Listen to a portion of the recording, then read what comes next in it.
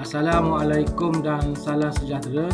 Saya Zuhaimi bin Zakaria serta ahli kumpulan kami iaitu terdiri daripada Encik Muhammad Nur Asas bin Nordin, Encik Suresh Nagaraju serta Encik Muhammad Saifuddin bin Yusuf. Kami memilih tajuk kumpulan iaitu konsep government dalam sektor awam.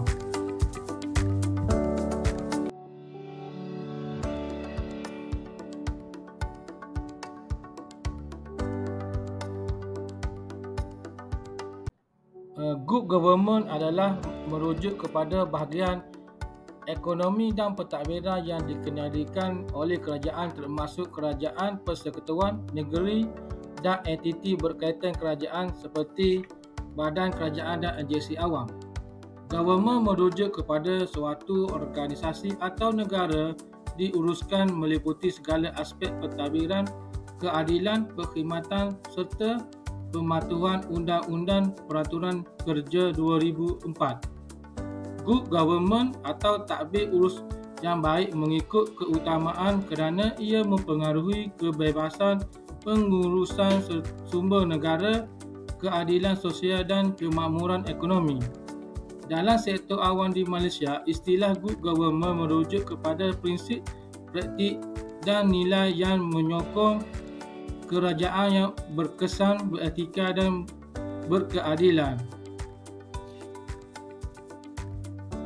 Ciri-ciri utama governance dalam sektor awam. Pertama, accountability, iaitu bertanggungjawab atau memberi jawapan atas tindakan seseorang, memastikan dana awam digunakan dengan sewajarnya dan secara telus, memastikan pegawai awam bertanggungjawab atas keputusan dan tindakan mereka terutamanya dalam kes rasuah atau penyalahgunaan kuasa, dan memastikan perkhidmatan awam disampaikan dengan berkesan dan cekap. Yang kedua, ketelusan, transparansi, iaitu keadaan terbuka, jujur dan telus. Ketelusan melibatkan membuat maklumat tersedia kepada orang ramai dan memastikan keputusan dibuat secara terbuka dan jujur. Ketiga, cekap dan berkesan, iaitu cekap merujuk pada keupayaan untuk melakukan sesuatu dengan berkesan dan efisien. Berkesan merujuk pada keupayaan untuk mencapai matlamat yang diinginkan. Keempat, keterbukaan, openness, iaitu keterbukaan merujuk pada keadaan terbuka, mudah menerima idea dan pandangan baru.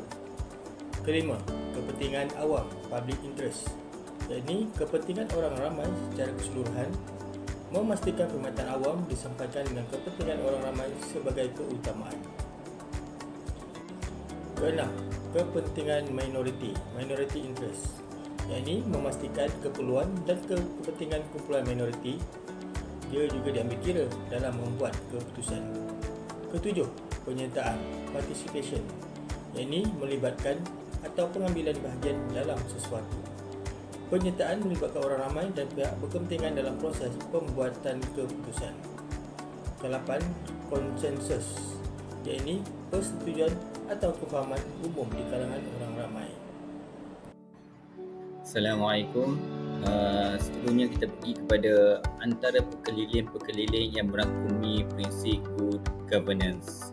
Berdasarkan Pekeliling Perkhidmatan Bilangan 1 tahun 2013 iaitu Pekeliling Penyampaian Khidmat di bawah dasar piawaian khidmat SKT bagi pegawai awam persekutuan.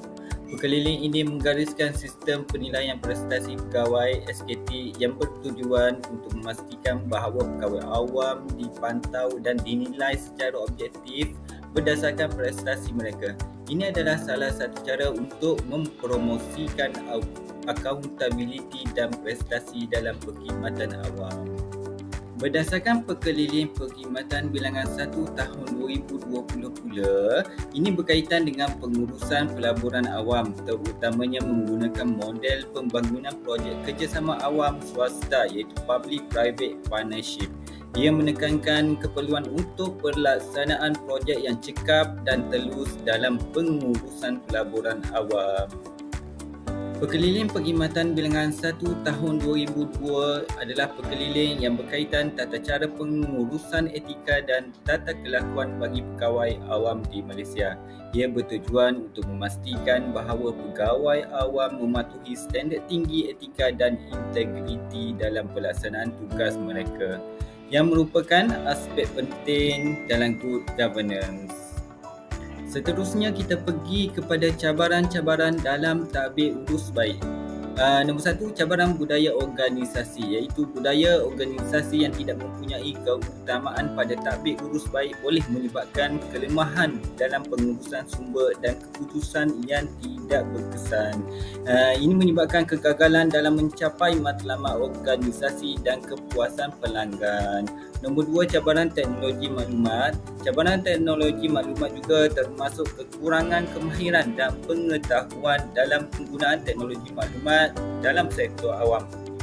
Penggunaan teknologi yang tidak efektif dan tidak selaras boleh menyebabkan kegagalan dalam pengurusan data dan maklumat serta kebocoran data boleh berlaku.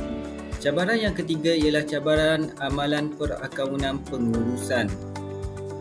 Cabaran ini termasuk kekurangan kemahiran dan pengetahuan dalam amalan perakaunan pengurusan dalam sektor awam. Ia juga termasuk kekurangan dalam infrastruktur perakaunan pengurusan yang memadai dalam sektor awam. Itu saja daripada saya. Sekian, terima kasih. Assalamualaikum. Baik, saya sambung. Nama saya Suresh Nagaraju, nombor medik 284122.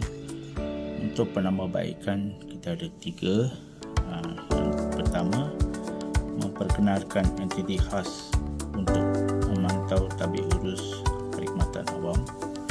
Yang kedua, melakukan reformasi dalam sistem perolehan untuk memastikan proses tender adalah adil dan terbuka.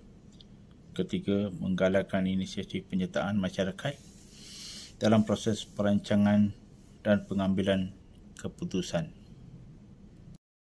Bagi kesimpulan pula, kesimpulan dalam konteks Malaysia, good governance melibatkan pelbagai prinsip, nilai dan amalan yang bertujuan untuk meningkatkan ketelusan, accountability serta kerajaan. Konsep good governance dalam sektor awam ini penting untuk memastikan kerajaan beroperasi dengan cekap dan bertanggungjawab yang dapat memenuhi keperluan dan harapan rakyat. Okey, sekian, terima kasih.